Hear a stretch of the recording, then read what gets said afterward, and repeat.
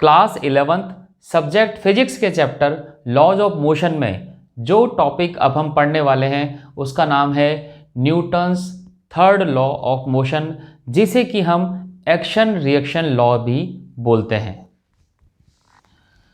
Newton के second law में हमने फोर्स को एक्सेलरेशन के साथ कनेक्ट किया था और फर्स्ट लॉ में हमने फोर्स को ही डिफाइन किया था। लेकिन थर्ड लॉ में हम देखेंगे कि ये जो फोर्स है जो ऑब्जेक्ट पर हम लगा रहे हैं वो फोर्स कौन लगा रहा है।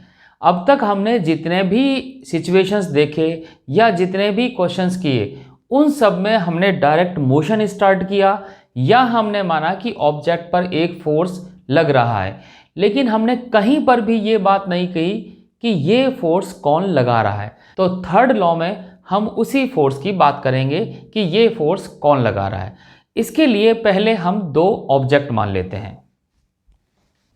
यहां पर हमने एक ऑब्जेक्ट ए माना और दूसरा ऑब्जेक्ट बी माना। जब भी ये सवाल हमारे दिमाग में आता है कि ये फोर्स कौन लगा रहा है, तो एक ऑब्वियस सा आंसर हमारे दिमाग में आता है, फोर्स लगाने वाला जो कोई भी होगा वो उस ऑब्जेक्ट से दूसरा होगा। मान लेते हैं ऑब्जेक्ट ए है और इस पर फोर्स लगाने वाला ऑब्जेक्ट बी है, तो बी ने ए पर फोर्स अप्लाई किया, वो फोर्स इस तरह से अप्लाई होगा। मान लिया इस फोर्स का नाम है एफ, ये ए पर अप्लाई हुआ है तो हम यहाँ ए लिख देते हैं, और बी से अप्लाई हुआ है तो इसको बी लिख देते हैं। Means force on A from B. तो ये एक फोर्स हुआ जो ए पर लग रहा है और बी के कारण लग रहा है। अब हमारे सामने एक सवाल फिर से आता है, क्या बी ने ए पर फोर्स लगाया तो क्या ए भी बी पर फोर्स लगाएगा? इस सवाल के जवाब के लिए कुछ छोटी छोटी सिचुएशंस देखते हैं। मान लेते हैं एक ऑब्जेक्ट है ए जो कि हमारा हाथ है और दूसरा ऑब्जेक्ट है ये पेन या स्प्रिंग या किसी तरह की कील।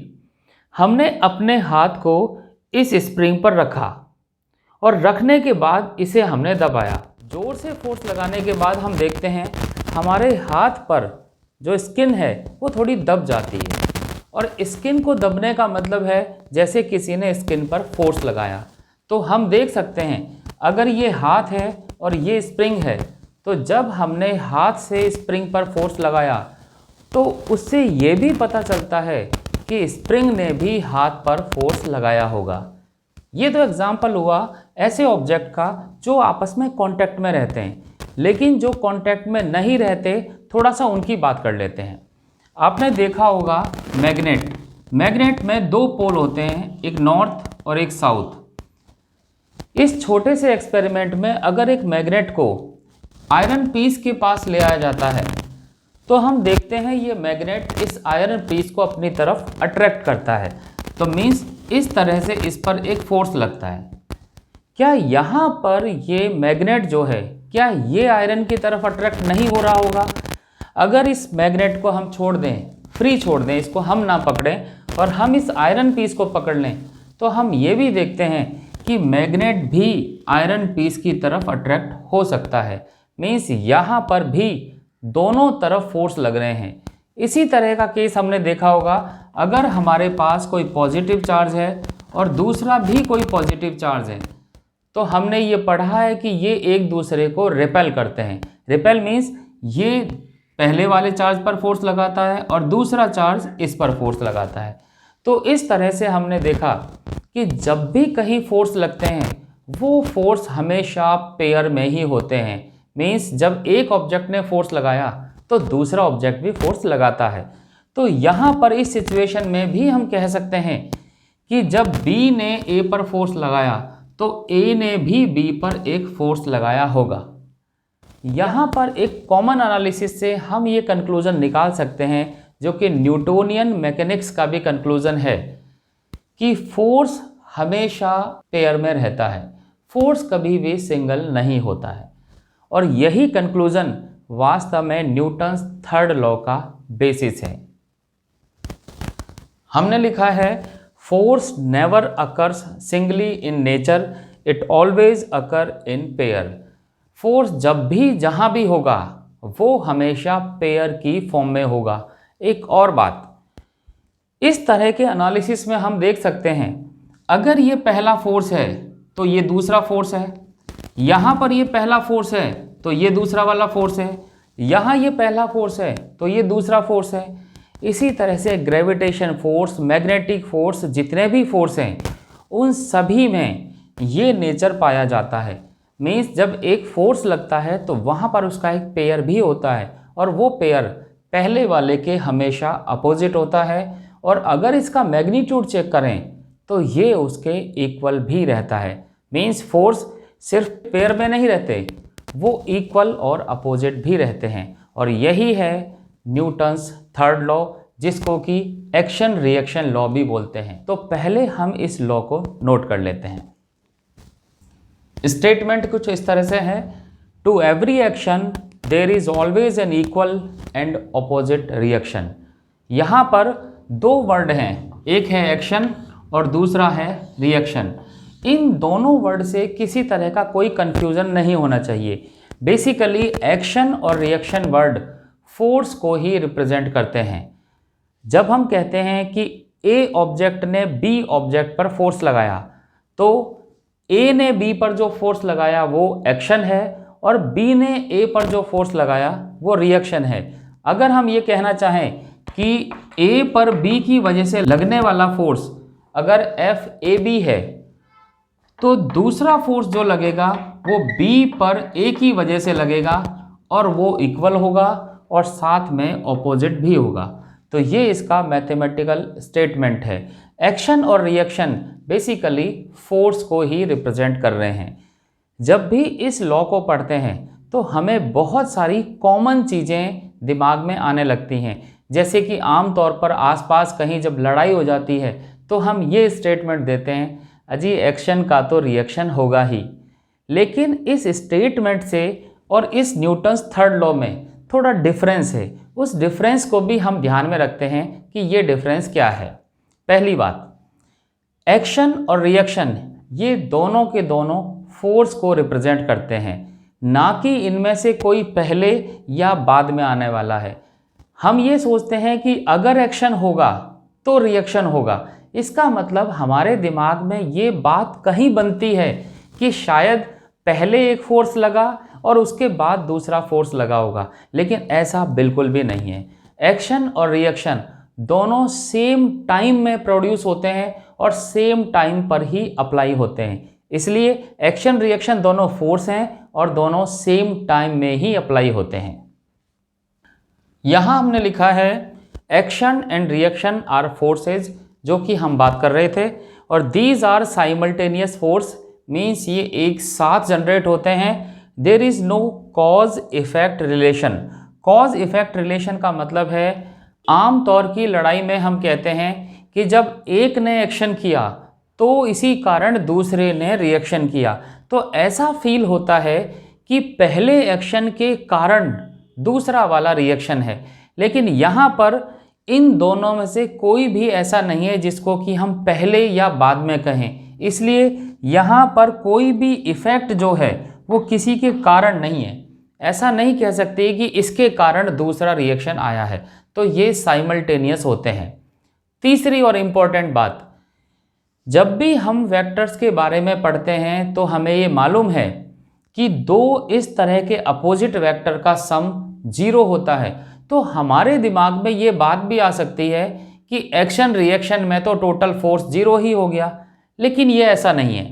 यहाँ पर ये दोनों फोर्स जो हैं वो अलग अलग ऑब्जेक्ट पर काम कर रहे हैं। हमने देखा था कि एक ऑब्जेक्ट ए है, उस ऑब्जेक्ट ने जब बी पर फोर्स लगाया तो हमने ये रिप्रेजेंट किया वो बी को अपनी तरफ इस तरह से खींच रहा है, तो बी पर लगने वाला फोर्स है ये वाला फोर्स। बी की वजह से ए पर एक फोर्स लगा तो उस फोर्स को हम रिप्रेजेंट करेंगे इस तरह से। तो मीन्स ये दोनों फोर्स एक दूसरे के अपोजिट ज़रूर हैं, लेकिन ये दोनों अलग अलग ऑब्जेक्ट पर काम कर रहे हैं, और नेट फोर्स 0 हम तभी करते हैं जब वो एक ही ऑब्जेक्ट पर काम कर रहा हो। फॉर एग्जाम्पल, मान लिया हमारे पास कोई ब्लॉक होता, उसको हम दोनों तरफ से धागा बांध देते और दोनों तरफ से खींचते। अगर दोनों तरफ का फोर्स सेम है तो ये ब्लॉक अपनी जगह पर ही रहेगा, ऐसे केस में हम फोर्सेस को ऐड करते हैं, लेकिन यहाँ पर तो केस ही अलग है, दोनों ऑब्जेक्ट अलग अलग हैं और उन पर लगने वाला फोर्स भी अलग अलग है, इसलिए इनका नेट फोर्स कभी जीरो करना या इनको ऐड करके कैंसिल करना ये सही नहीं है। तो ये है हमारा न्यूटन्स थर्ड लॉ, जिसमें फोर्स हमेशा एक्सटर्नल है। यहाँ पर ये बात भी ध्यान रखनी है, ये सारे फोर्स एक्सटर्नल फोर्स हैं, मीन्स एक ऑब्जेक्ट ने दूसरे ऑब्जेक्ट पर लगाए हैं, और ये हैं इन सब की प्रॉपर्टीज जिसको कि हम न्यूटन्स थर्ड लॉ में समझते हैं। न्यूटन्स लॉ को समझने के लिए अब हम एक एग्जाम्पल लेते हैं जिसमें से इस कॉन्सेप्ट को थोड़ा सा और क्लियर कर सकते हैं। एग्जाम्पल कुछ इस तरह से है, two identical billiards balls strike a rigid wall with the same speed but at different angles and get reflected without any change in speed as shown in figure. What is the direction of the force on the wall due to each ball? And second part of the question is the ratio of the magnitude of impulse imparted to the ball by the wall. इस question के first part के लिए ये diagram है, सामने एक दीवार है और ये एक बॉल है जिसकी जाने की स्पीड है u और वापस आने की स्पीड भी u है। क्वेश्चन में हमसे दो पार्ट पूछे गए हैं। पहले पार्ट में पूछा गया है बॉल ने दीवार पर कितना फोर्स लगाया, और दूसरे पार्ट में पूछा गया है इस सिचुएशन में और दूसरी सिचुएशन में जो इम्पल्स आया उस इम्पल्स का रेशियो कितना है। तो पहले इसके पहले पार्ट को करते हैं। इस पार्ट में हमें निकालना है इस बॉल ने दीवार पर कितना फोर्स लगाया, और फोर्स निकालने के लिए जितने फॉर्मूले हम जानते हैं वो हैं F = ma, जो कि हमारा सेकंड लॉ का ही एक रूप है, और दूसरा है F = dp/dt। यहाँ हम देखते हैं फोर्स अगर पता लगाना है तो एक्सेलरेशन पता होना चाहिए, और एक्सेलरेशन पता करने के लिए हमें चेंज इन वेलोसिटी पता लगानी होगी। और यहाँ पर देखिए बॉल जा रही है u स्पीड से, टकरा के आ रही है u स्पीड से, मीन्स हमें इनिशियल और फाइनल स्पीड तो मालूम है, लेकिन हमें उसका टाइम नहीं मालूम। टाइम नहीं है इसलिए हम एग्जैक्ट फोर्स तो पता नहीं लगा सकते। पहली तो बात ये हुई। दूसरी बात, अगर हम फोर्स की डायरेक्शन पता लगाना चाहें तो उसके लिए हमें rate of change of momentum पता लगाना पड़ेगा, और अगर rate of change of momentum पता लगाएंगे तो भी हमें टाइम की ज़रूरत पड़ेगी, और टाइम यहाँ पर नहीं है। तो हम एक काम करते हैं, पहले हम सिर्फ चेंज इन मोमेंटम dp निकाल लेते हैं। तो इस केस में पहले हम निकालते हैं इनिशियल पोजीशन में। इनिशियल पोजीशन है जाते समय की और फाइनल पोजीशन है आते समय की, और दोनों डायरेक्शन का मोमेंटम कैलकुलेट करते हैं। मोमेंटम निकालने के लिए मास और वेलोसिटी यानी m × v की ज़रूरत पड़ेगी। तो मास हम मान लेते हैं बॉल का m और वेलोसिटी उसकी है u, तो इनिशियल मोमेंटम हो जाएगा मास × वेलोसिटी। लेकिन मोमेंटम तो एक वेक्टर क्वांटिटी है, तो यहाँ पर हमें डायरेक्शन भी लिखनी पड़ेगी। अगर इस हॉरिजॉन्टल डायरेक्शन को पॉजिटिव x एक्सेस मान लिया जाए तो हम कह सकते हैं initial momentum positive x axis के अलोंग होगा। टकराने के बाद बात करते हैं फाइनल मोमेंटम की, और फाइनल मोमेंटम भी है मास × वेलोसिटी। मास है m, वेलोसिटी है u, लेकिन यहाँ पर बॉल की direction along the negative x axis है। हम निकालना चाहते हैं चेंज इन मोमेंटम, और change in momentum is final momentum minus initial momentum. Change in momentum को अगर डेल्टा p से रिप्रेजेंट कर दें तो फाइनल मोमेंटम होगा ये मोमेंटम mu, और इनिशियल मोमेंटम होगा दिस इज ऑल्सो mu। लेकिन इक्वेशन में रखते समय हम डायरेक्शन को साइन से रिप्रेजेंट भी कर सकते हैं। अगर हम प्लस x एक्सेस को पॉजिटिव से रिप्रेजेंट करें तो नेगेटिव वाला एक्सेस माइनस से रिप्रेजेंट करना होगा। तो ये होगा इनिशियल मोमेंटम पॉजिटिव साइन से, और ये होगा नेगेटिव साइन से, और टोटल चेंज इन मोमेंटम होगा 2mu। This is change in momentum. अब हम देख सकते हैं चेंज इन मोमेंटम होता है फोर्स इनटू dt, यानी चेंज इन टाइम, और फोर्स इनटू dt को ही हम इम्पल्स भी कहते हैं, इसलिए चेंज इन मोमेंटम को ही हम इम्पल्स लिख सकते हैं। अब यहाँ से हमें क्या पता चला उसको देखते हैं। बॉल गई, टकरा के वापस आई, तो बॉल के मोमेंटम में जो चेंज हुआ वो दीवार से टकराने की वजह से हुआ। तो ये जो फोर्स है, ये फोर्स बेसिकली दीवार ने बॉल पर लगाया है, और माइनस साइन आने का मतलब ये है कि इसकी डायरेक्शन नेगेटिव एक्सेस के अलोंग है। मीन्स जो फोर्स लगा, फोर्स ऑन बॉल, B से हम बॉल को रिप्रेजेंट कर रहे हैं, W से बॉल को रिप्रेजेंट कर रहे हैं, तो force on ball due to ball is along negative x direction. लेकिन क्वेश्चन में ये पूछा है कि बॉल ने कितना फोर्स लगाया, तो न्यूटन्स थर्ड लॉ से हम जानते हैं एक्शन और रिएक्शन हमेशा एक दूसरे के इक्वल और अपोजिट होते हैं। इस वजह से बॉल जो फोर्स लगाएगी वो फोर्स भी इतना ही होगा, लेकिन x एक्सेस के अलोंग होगा। मीन्स उस फोर्स को रिप्रेजेंट कर सकते हैं बॉल की तरफ, और इसका सिंबॉलिक रिप्रेजेंटेशन WB होगा, force on ball due to ball, और इसकी वैल्यू है 2mu। लेकिन एग्जैक्ट फोर्स हम यहाँ पर नहीं पता लगा सकते, हमने सिर्फ यहाँ पर इम्पल्स पता लगाया है, और अगर हम एग्जैक्ट फोर्स पता लगाना चाहते हैं तो उसके लिए हमें टाइम पता होना चाहिए। अब आते हैं इस क्वेश्चन के दूसरे पार्ट पर।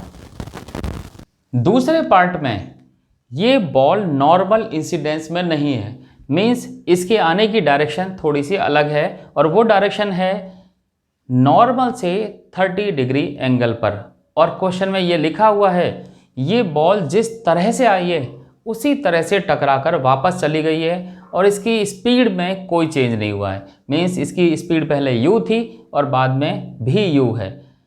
यहाँ पर सिंगल डायरेक्शन नहीं है, मीन्स ये केस 2 डायमेंशन मोशन का है, तो इसको हम 2 अलग अलग डायमेंशन में ही सॉल्व करेंगे, और वो अलग अलग डायमेंशन हम मान लेते हैं, एक है x एक्सेस और दूसरी है y एक्सेस, और हम अपना एनालिसिस 2 एक्सेस में अलग अलग करेंगे, और अलग अलग एनालिसिस करने के लिए हमें कंपोनेंट ब्रेक करने पड़ेंगे। तो मान लेते हैं इनिशियल मोमेंटम है P1 और फाइनल मोमेंटम है P2, तो इन मोमेंटम के हम कंपोनेंट ब्रेक कर लेते हैं। तो देखिए कंपोनेंट किस तरह से ब्रेक करते हैं। ये है P1 वेक्टर यानी इनिशियल वेक्टर, इसका हमें x एक्सेस और y एक्सेस के अलोंग कंपोनेंट ब्रेक करना है। तो ब्रेक करते हैं, इस वेक्टर को हम थोड़ा सा आगे बढ़ा लेते हैं, ये हो गया है P1 वेक्टर। ये एंगल 30 है तो ये एंगल भी 30 डिग्री होगा। अब इस P1 का x एक्सेस के अलोंग जो कंपोनेंट होगा वो इधर होगा, और वैल्यू होगी P1 cos 30 डिग्री। और इस P1 का y एक्सेस के अलोंग कंपोनेंट होगा वो नेगेटिव y एक्सेस की तरफ हम ब्रेक कर सकते हैं, और इसकी वैल्यू होगी P1 sin 30 डिग्री। और ये कंपोनेंट ब्रेकिंग अब हम अच्छी तरह से जानते हैं। यहाँ पर ये cos 30 होगा और यहाँ पर cos 60 होगा, और cos 60 को हम cos 90 - 30 करके sin 30 लिख सकते हैं। हम इनकी वैल्यूज़ भी निकाल सकते हैं, लेकिन अभी हम निकालते हैं फाइनल मोमेंटम के भी कंपोनेंट। तो फाइनल मोमेंटम है P2, इसका x कंपोनेंट होगा नेगेटिव x डायरेक्शन में, जिसकी वैल्यू होगी P2 cos 30 डिग्री, और इसकी y एक्सेस की तरफ जो कंपोनेंट होगा यानी जो सेकंड कंपोनेंट होगा वो नेगेटिव y एक्सेस की तरफ होगा, और वो होगा P2 sin 30 डिग्री। अब हम निकालते हैं चेंज इन मोमेंटम, लेकिन पहले x एक्सेस के अलोंग। यहाँ हमने लिखा है चेंज इन मोमेंटम को डेल्टा p, और ये x रिप्रेजेंट करता है उसके x एक्सेस के अलोंग एनालिसिस को। तो यहाँ पर पहले x एक्सेस के अलोंग फाइनल मोमेंटम देखते हैं। तो फाइनल मोमेंटम है P2 cos 30, लेकिन इसकी डायरेक्शन नेगेटिव x एक्सेस में है, इसलिए माइनस का साइन। इनिशियल मोमेंटम है P1 और उसका x कंपोनेंट है P1 cos 30 और ये पॉजिटिव डायरेक्शन में है, इसलिए हम इसको एज इट इज़ ही रहने देंगे। इनकी वैल्यू सब्स्टिट्यूट करते हैं। P2 is mass into velocity and cos 30 is √3/2। इसी तरह से P1 is mass into velocity and cos 30 is √3/2। और अब हम देखते हैं दोनों के साइन नेगेटिव हैं, तो टोटल होगा -2mv √3/2। सॉल्व करेंगे तो ये 2 कैंसिल हो जाएगा और आंसर आ जाएगा -√3m × v। तो ये हमने निकाला x एक्सेस के अलोंग चेंज इन मोमेंटम। लेकिन पूरा चेंज इन मोमेंटम निकालने के लिए हमें y एक्सेस का एनालिसिस भी करना होगा, तो हम उसको भी करते हैं। Delta p is change in momentum along y axis. तो y एक्सेस के अलोंग दो मोमेंटम है, पहला P1 sin 30 और दूसरा P2 sin 30। तो final momentum minus initial momentum करते हैं, तो फाइनल वेलोसिटी का momentum P2 sin 30, this is final momentum, और इनिशियल मोमेंटम हुआ P1 sin 30। और यहाँ पर हम देखते हैं दोनों मोमेंटम की डायरेक्शन सेम है, तो इसका मतलब है यहाँ पर भी नेगेटिव साइन आएगा और वहाँ पर भी नेगेटिव साइन आएगा। तो ये नेगेटिव साइन और इस वजह से ये साइन हो गया पॉजिटिव। दोनों को वैल्यू सब्स्टिट्यूट करते हैं, तो सब्स्टिट्यूट करेंगे तो P2 is mv, sin 30 is half and P1 is again mv and sin 30 is also half. दोनों के साइन अलग अलग हैं, एक साइन पॉजिटिव एक साइन नेगेटिव, और इस वजह से हम देखते हैं y एक्सेस के along momentum change that is 0। तो टोटल चेंज इन मोमेंटम जब हमें निकालना है तो उसमें एक कंपोनेंट तो 0 ही हो गया, इसका मतलब जो बचा वही टोटल चेंज इन मोमेंटम होगा। और ये हम जान चुके हैं चेंज इन मोमेंटम यानी कि delta p upon delta t में चेंज इन मोमेंटम होता है force into delta t that is impulse. तो ये जो आंसर आया है ये इम्पल्स का आंसर हुआ। और यहाँ पर अगर हम फोर्स की डायरेक्शन की बात करते हैं तो यहाँ पर भी कह सकते हैं ये इम्पल्स नेगेटिव डायरेक्शन में है, मीन्स इस दीवार ने इस बॉल पर जो फोर्स लगाया है वो फोर्स फिर से एक्स एक्सेस की नेगेटिव डायरेक्शन के अलोंग है। तो यहाँ पर बॉल ने किस डायरेक्शन में फोर्स लगाया होगा उसका भी अंदाज़ा लगा सकते हैं। तो इसके जस्ट अपोजिट, क्योंकि न्यूटन्स लॉ कहता है दो फोर्स हैं तो दो फोर्स एक दूसरे के इक्वल और अपोजिट होंगे, तो वो फोर्स होंगे इस फोर्स के इक्वल और डायरेक्शन होगी पॉजिटिव एक्स एक्सेस के अलोंग। इस क्वेश्चन का एक दूसरा पार्ट भी था, उसमें निकालना था कि दोनों सिचुएशन में जो इम्पल्स आया है हमें उसका रेशो निकालना है। तो एक इम्पल्स तो है ये और दूसरा इम्पल्स हमने पिछले क्वेश्चन में निकाला था दैट वाज -2mu, और दोनों का रेशो निकालना चाहें तो देखिए पहला इम्पल्स है √3mv विद नेगेटिव साइन और पहला इम्पल्स है -2mu, और इन दोनों का रेशो निकालना बिल्कुल आसान है दैट इज √3/2। तो इस तरह से हम इस क्वेश्चन में देख सकते हैं न्यूटन्स थर्ड लॉ से हम फोर्स का एनालिसिस कर सकते हैं। टाइम नहीं मालूम इसलिए हम यहाँ फोर्स को कैलकुलेट नहीं कर सकते, लेकिन इम्पल्स को कैलकुलेट कर सकते हैं। इम्पल्स वो फोर्स है जो शॉर्ट टाइम के लिए काम करता है, लेकिन टाइम एग्जैक्टली नहीं मालूम होने पर भी हम इम्पल्स कैलकुलेट कर सकते हैं। और एक चीज़ हमने देखी, मोमेंटम निकालने का तरीका 1 डायमेंशन में और 2 डायमेंशन में। अब हम आते हैं इस चैप्टर के नेक्स्ट टॉपिक पर जिसका नाम है conservation of linear momentum. Conservation of linear momentum को समझने के लिए एक छोटा सा एग्जाम्पल देखते हैं। ये एक डायग्राम हमने बनाया है और मेरी गारंटी है कि इस डायग्राम से शायद ही पता लग रहा हो कि ये क्या चीज़ें हैं, तो मैं बता देता हूँ। ये है गन और बुलेट। ये इनिशियल सिचुएशन है जिस सिचुएशन में बुलेट गन के अंदर है और फाइनल सिचुएशन में वो बुलेट गन से फायर हो चुकी है। अगर हम दोनों सिस्टम का एनालिसिस करें, सिस्टम मीन्स इन दोनों को एक साथ मानने पर जो ऑब्जेक्ट बनेगा वो ऑब्जेक्ट। तो इस सिस्टम में हम देख सकते हैं ये पूरा सिस्टम रेस्ट में है, और अगर हम इसका मोमेंटम निकालना चाहें तो total mass into total velocity से हम मोमेंटम निकालेंगे, और रेस्ट में होने की वजह से ये 0 आएगा। यहाँ पर बात करते हैं, यहाँ पर हम लगाते हैं न्यूटन्स थर्ड लॉ। एक ऑब्जेक्ट है गन, दूसरा ऑब्जेक्ट है बुलेट। अगर गन ने बुलेट पर एक फोर्स लगाया और वो फोर्स अगर F है, तो ये हम जानते हैं बुलेट ने भी गन पर एक फोर्स लगाया होगा और उसकी वैल्यू भी F होगी, लेकिन ऑपोजिट डायरेक्शन में होगी। इस वजह से यहाँ पर एक नेगेटिव साइन हमने लगा दिया। दूसरी चीज़, इस फोर्स को लगाने में कुछ टाइम भी लगा होगा, हम उस टाइम को मान लेते हैं दैट इज डेल्टा टी। तो ऑब्वियसली जितना टाइम उस केस में लगा उतना ही टाइम इस केस में भी लगा होगा, क्योंकि ये फोर्स साइमल्टेनियस फोर्स होते हैं, एक के बाद दूसरा नहीं लगता, दोनों साथ साथ ही जनरेट होते हैं। तो इस तरह से हम दो चीज़ निकालते हैं, एक है फोर्स इनटू टाइम बुलेट के ऊपर और दूसरा फोर्स इनटू टाइम गन के ऊपर। लेकिन ये देखिए ये चीज़ क्या है, F equal to delta P upon delta T फॉर्मूले के according force into time is impulse और impulse is change in momentum. तो मीन्स ये है चेंज इन मोमेंटम। तो मोमेंटम में जितना चेंज आया हमने वो निकाला। अगर इस चेंज इन मोमेंटम को टोटल कर दें, यानी टोटल मोमेंटम कितना है, तो हम देखते हैं टोटल करते ही इट इज अगेन 0।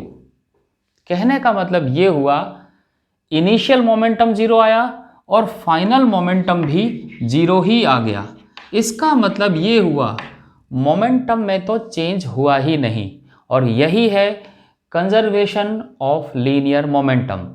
यहाँ पर एक बात और नोट करने की है, हमने एक नया वर्ड लिख दिया है लीनियर। ये लीनियर इसलिए है कि यहाँ सारे मोशन एक लाइन के मोशन में है। आगे आने वाले चैप्टर्स में हम कुछ रोटेशन मोशन भी पढ़ेंगे, तो वहाँ पर जो मोमेंटम होगा वो लीनियर मोमेंटम नहीं होगा, उसका नाम होगा एंगुलर मोमेंटम, लेकिन वो जब आएगा तब हम पढ़ेंगे। फिलहाल हम देख सकते हैं बुलेट फायर होने से पहले और बुलेट फायर होने के बाद मोमेंटम में कोई भी चेंज नहीं आया। लेकिन यहाँ पर एक बात है जो शायद आपने गौर की हो, हमने यहाँ पर एक वर्ड बोला है सिस्टम, और सिस्टम का मतलब ये है अभी हमने एनालिसिस करते समय एक का फोर्स दूसरे पर, दूसरे का फोर्स पहले पर, ऐसी बातें की।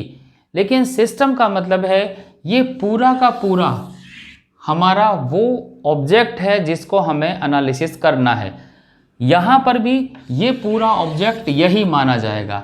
अब सोचिए बुलेट ने जो फोर्स गन पर लगाया या गन ने जो फोर्स बुलेट पर लगाया, वो फोर्स कौन से हैं, इस सिस्टम के बाहर से फोर्स या सिस्टम के अंदर के फोर्स? तो हमारा जवाब होगा ये सिस्टम के अंदर के फोर्स हैं, क्योंकि दोनों को अलग अलग मानने की जगह हमने दोनों को एक मान लिया है। तो ऐसे केस में ये सारे के सारे एक्सटर्नल फोर्स नहीं माने जाएंगे, दीज आर इंटरनल फोर्स। और ऐसा सिस्टम जिसमें बाहर से फोर्स नहीं लग रहे होते, ऐसे सिस्टम को हम बोलते हैं आइसोलेटेड सिस्टम। और ये जो नियम है कंजर्वेशन ऑफ लीनियर मोमेंटम, ये आइसोलेटेड सिस्टम के लिए ही काम में आता है। तो हम ये कह सकते हैं if there is an isolated system then linear momentum of the system is always conserved. और इसका सिंपल स्टेटमेंट ये है कि final momentum of the system is always equal to initial momentum of the system if there is no external force. तो ये था हमारा conservation of linear momentum. और इस टॉपिक को हम ज़्यादा समझ पाएंगे जब हम इससे रिलेटेड न्यूमेरिकल करते हैं। लेकिन उससे पहले हम एक और टॉपिक पढ़ते हैं, that is equilibrium of particle. जैसा कि टॉपिक है इक्विलिब्रियम, इक्विलिब्रियम से लगता है कि कोई चीज़ बिल्कुल शांत अवस्था में है, कुछ ऐसा ही ये टॉपिक भी है। अगर कोई ऑब्जेक्ट हमारे पास है और उस ऑब्जेक्ट पर लगने वाले नेट फोर्स 0 हैं, यहाँ पर ध्यान रखना net force 0, net force zero का मतलब है हो सकता है इस पर बहुत सारे फोर्स लग रहे हो। एक फोर्स है मान लिया F1, दूसरा फोर्स है F2, तीसरा फोर्स है F3, इस तरह से बहुत सारे फोर्स हों, लेकिन उन सब का टोटल अगर जीरो है तो हम कहेंगे ये नेट फोर्स जीरो है। और अगर नेट फोर्स जीरो है उस समय दो सिचुएशन हो सकती है, या तो ये ऑब्जेक्ट रेस्ट में होगा यानी किसी तरह का मूवमेंट नहीं होगा, और अगर मूवमेंट हुआ तो ये सिर्फ यूनिफॉर्म मोशन में ही चलेगा, मीन्स किसी तरह का कोई एक्सेलरेशन इस ऑब्जेक्ट में प्रोड्यूस नहीं होगा। और ऐसी किसी सिचुएशन में अगर कोई पार्टिकल होता है तो हम कहते हैं वो इक्विलिब्रियम में है। और इक्विलिब्रियम में पहचान सिर्फ दो तरीके से की जा सकती है, दैट इज रेस्ट और इन यूनिफॉर्म मोशन। तो किसी भी क्वेश्चन को करते समय अगर वो ऑब्जेक्ट रुका हुआ हो या उसका एक्सेलरेशन जीरो हो, then we can say the system is in equilibrium. और मैथमेटिकली हम कह सकते हैं उस पर लगने वाले सारे फोर्स का सम मीन्स वेक्टर सम वो जीरो होगा।